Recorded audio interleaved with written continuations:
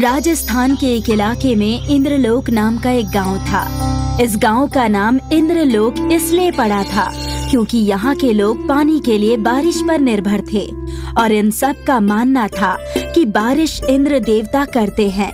इसलिए यहाँ के लोग साल में एक बार इंद्र देवता के लिए बहुत बड़ा हवन करते हैं। हमारा ये गांव रेगिस्तान में होकर भी कितना अच्छा है ना?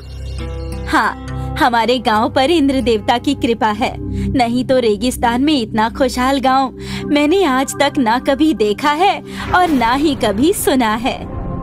हाँ, ये तो है। इस गांव पर इंद्र देवता की कृपा है और उनके आशीर्वाद से ही यहाँ पर समय समय पर बारिश होती है जिससे इस सूखे रेगिस्तान में भी हमें पानी की कमी नहीं होती। इस हफ्ते इंद्र देवता के लिए एक बड़ा हवन होने वाला है। हम सबको अभी से उसकी तैयारी करनी चाहिए। हाँ, सही कह रही हो, तैयारी तो करनी है, पर मुझे आज अपने भैया को लेने के लिए एयरपोर्ट जाना है। आज वो विदेश से वापस लौट रहे हैं, इसलिए मैं आज नहीं आ पाऊंगा। कोई बात नहीं, तुम भैया को लेने चले जाओ, मैं यहाँ पर सब संभाल लूंगी। सुरेश अपने बड़े भाई को लेने के लिए एयरपोर्ट की तरफ निकल पड़ता है और सुप्रिया हवन की तैयारी में जुट जाती है। सुरेश कुछ समय बाद अपने बड़े भाई महेश को लेकर एयरपोर्ट से वापस गांव में लौटता है। महेश गांव में आकर बहुत खुश है। उसे यहाँ पर ताज़ी हवा, ताज़ा पानी और खुले आसमान के नीचे जीने में बहुत आनंद आ रहा है। अरे वाह, मेरा गांव तो बहुत खूबसूरत है। मैं तो खामखा सालों से विदेश में घुट घुट कर मर रहा हूँ। क्यों भैया, आपको विदेश में रहना पसंद नहीं है क्या? अरे नहीं, ऐसी बात नहीं है, पर वहाँ का आसमान इतना साफ नहीं है जितना कि यहाँ पर है। वहाँ तो चारों तरफ आसमान में धुंध ही धुंध दिखाई देती है। कहीं कंपनियों से निकलने वाला धुआं तो कहीं गाड़ियों का धुआं दिखाई देता है। वहाँ पर पीने का पानी बोतलों में भरा हुआ मिलता है, जबकि यहाँ पर कुएं का ताजा ताजा पानी पीने को मिल रहा है हाँ, ये बात तो है। हमारे गांव से सुंदर तो मुझे कोई दूसरी जगह लगती ही नहीं है। अब तो मुझे भी यही लग रहा है। मेरा तो ये गांव छोड़कर जाने का मन ही नहीं करेगा। महेश और सुरेश आपस में बातें कर ही रहे होते हैं कि तभी सुप्रिया इनके पास आती है।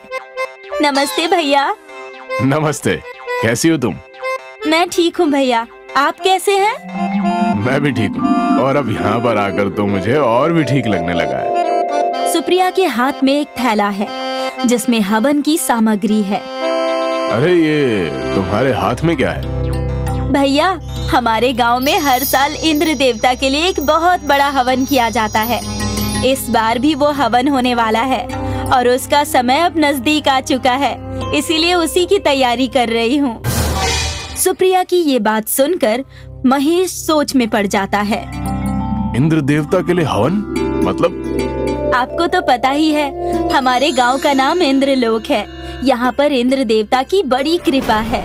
उनके आशीर्वाद से ही यहाँ पर समय समय पर अच्छी बारिश होती है, जिससे पानी की कमी कभी नहीं होती। अरे, ये सब तो मनगढ़ंत कहानियाँ हैं। क्या तुम भी आज के इस नए जमाने में इन सब फालतू बातों पर यकीन करती हो? ऐसी बात नहीं है भैया, गांव में सभी लोगों का यही मानना है और ये प्रथा आज से नहीं, कई सालों से चली आ रही है। आप भी हवन में जरूर आइएगा अरे, वैसे ये हवन होगा कहाँ पर? आपके खेत में, जहाँ इंद्र देवता का छोटा सा मंदिर है, वहीं पर हमेशा हवन होता है। अरे सुरेश, अरे क्या तुम मुझे वो मंदिर दिखा सकते हो भाई? हाँ भैया, चलिए। सुरेश अपने बड़े भाई महेश को खेत की तरफ लेकर जाता है, जहाँ पर इंद्र देवता का एक छोटा सा मंदिर है। खेत में पहुंचकर महेश मंदिर को घूरने लगता है। अच्छा, तो सारे अंधविश्वास की जड़ ये मंदिर है। महेश आगे बढ़ता है और देवता के मंदिर को अपने हाथों से तोड़ देता है। महेश को ऐसा करते हुए देख सुरेश घबरा जाता है। ये क्या कर रहे हो भैया? अरे, अंधविश्वास की जड़ को मिटा रहा हूँ। देखते ही देखते कुछ ही समय में महेश मंदिर को तोड़कर बिखेर देता है।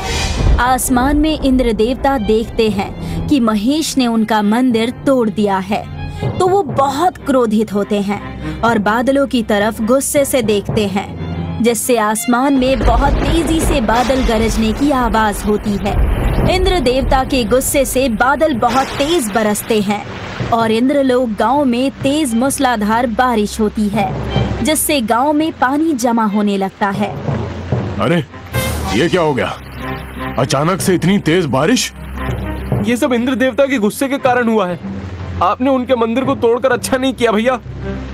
अरे ये क्या फालतू बातें कर रहे हो?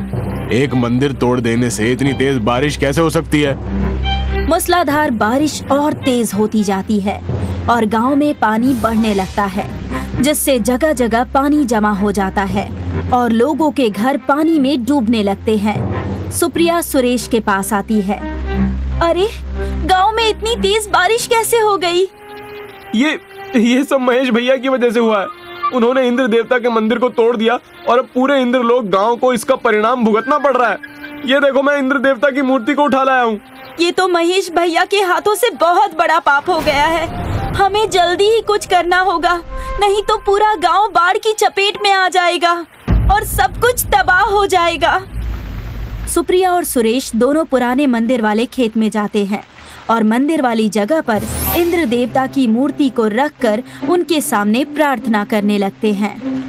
हे इंद्र देवता, हमें माफ कर दीजिए। महेश भैया की गलती की सजा पूरे गांव को भुगतनी पड़ रही है।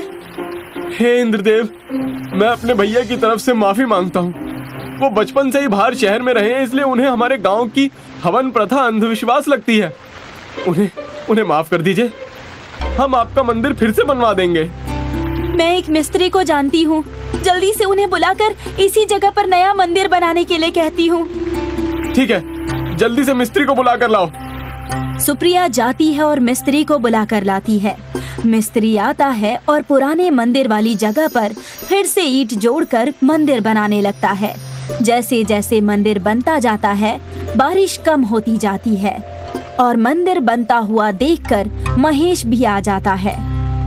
अरे ये मंदिर बनने से तो बारिश कम हो रही है। मुझसे बहुत बड़ी गलती हो गई थी। मैंने इंद्र देवता का अपमान करके बहुत बड़ा पाप किया है। अब मैं ही इस पाप का प्रायश्चित करूंगा। मंदिर बनने के बाद महेश अपने हाथों से इंद्र देवता की मूर्ति को उस मंदिर में स्थापित करता है और हाथ जोड़कर इंद्र देवता से प्रार्थना करता है। हे इंद्रदेव, मुझसे बहुत बड़ी भूल हो गई, मुझे माफ कर दीजिए और हमारे इस इंद्रलोक गांव को इस बाढ़ से बचा लीजिए। महेश को मंदिर में मूर्ति स्थापित करते इंद्र देवता ऊपर से देखते हैं, जिससे वो प्रसन्न हो जाते हैं और अपनी शक्ति से बारिश को रोक देते हैं। बारिश रुकने के कुछ समय बाद बाढ़ का पानी धीरे धीरे कम हो जाता है और इंद्रलोक गांव पहले जैसा हो जाता है।